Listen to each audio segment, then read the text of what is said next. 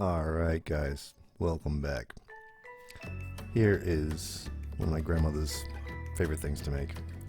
And in her tradition, I'm making it grandma style. So I'm even using grandma's pan. But as you can see, it's really good. It's definitely a hearty meal. And it's really simple too. That's about a 6-pound bird. I'm shooting for 4 people here, so it's 4 carrots. I would say 4 potatoes, but it's really 5 over there. Well, one was a little small.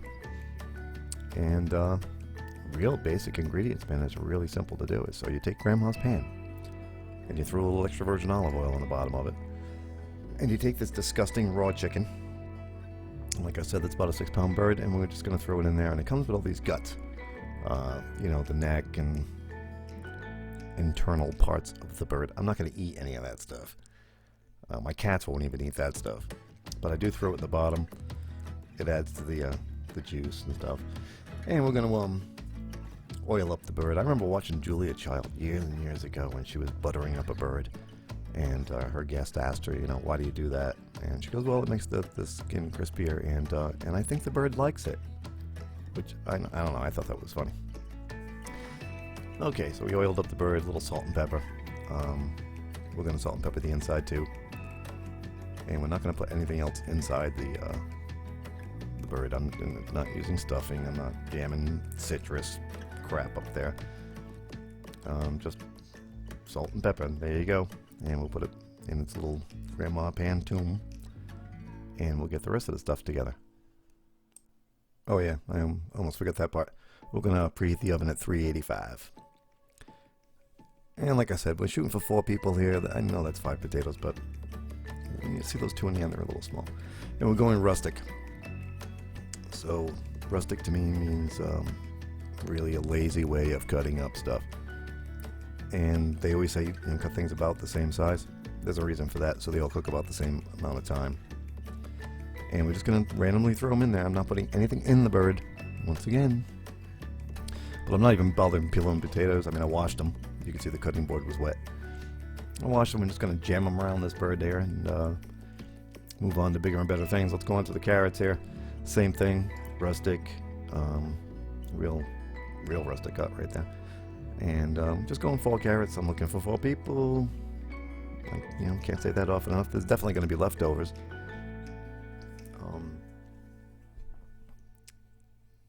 But you know, not many. Not if you're lucky. Watch out for the carrots. They're round, man. They roll away. And we're going to do the same thing we did with the carrots. We do with the potatoes. We're going to do the same thing with the carrots. We're just going to jam them in there all kind of random. As you can see, this is real basic, real simple, but it's ooh so yummy. This is good stuff. This is a good winter meal. I had a couple of stalks of celery hanging around. I'm going to throw them in there.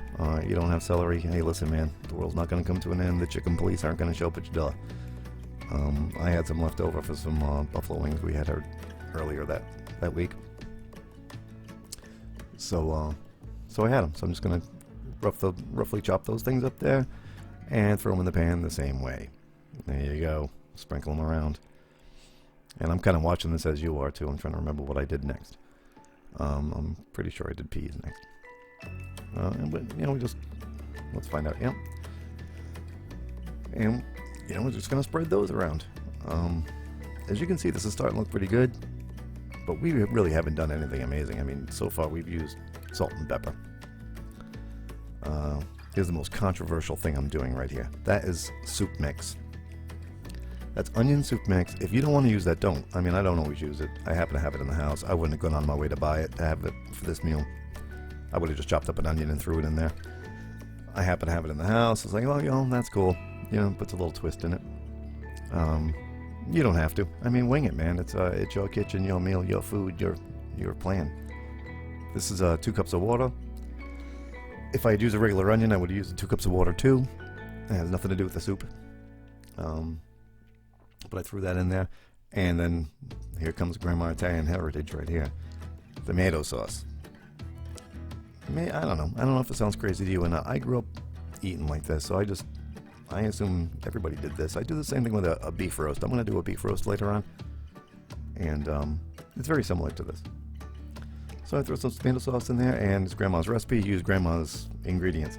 A bay leaf. My mother hated bay leaves. She would never put them in here. But I'm using Grandma's pan, so I'm using Grandma's recipe, Ma.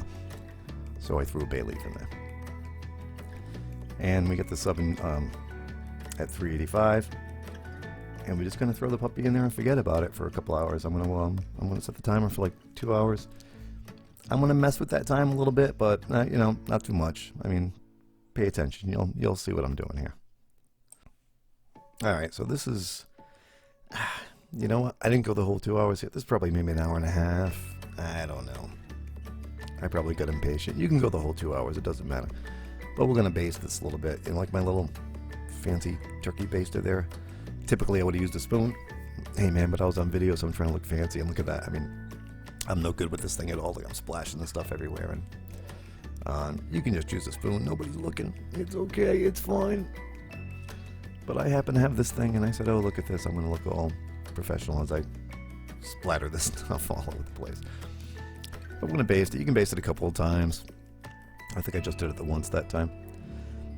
And I waited about, I don't know, 20 minutes, 30 minutes. Pulled the top off. And I'm going to leave the top off now for a little while just to brown it up a little bit. And I always do that at the end. And so we're probably talking, that timer is going off at two hours. So this is 2 hours. This is real world. This is what it looks like after 2 hours. And it's a really good, man.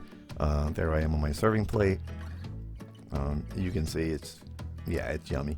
And there's a lot of juice left in that pan too. And I like to put a lot of juice in the bottom of my plate because I'm going to serve this, like I always do, with bread and butter and a salad. And you want to use that bread to get a lot of slop up all that stuff. But this brings us right back to the beginning of the video where I was showing you how to cut this up. Now look at this. This is really moist. You don't need a knife for anything in this plate. That's moist chicken. The sauce is delicious. The potato is just right. I mean, this was exactly 2 hours when I cooked this. That potato is just right. Look at the juice on the bottom there with that bread. Oh, man. Carrot cuts up nice. Listen, guys, you're really going to enjoy that. Go ahead, make it. Thanks for stopping by. Hi, guys. Just want to say a quick thank you for watching the videos. Please subscribe, like, and share if you enjoyed them. And please, come back for the next one.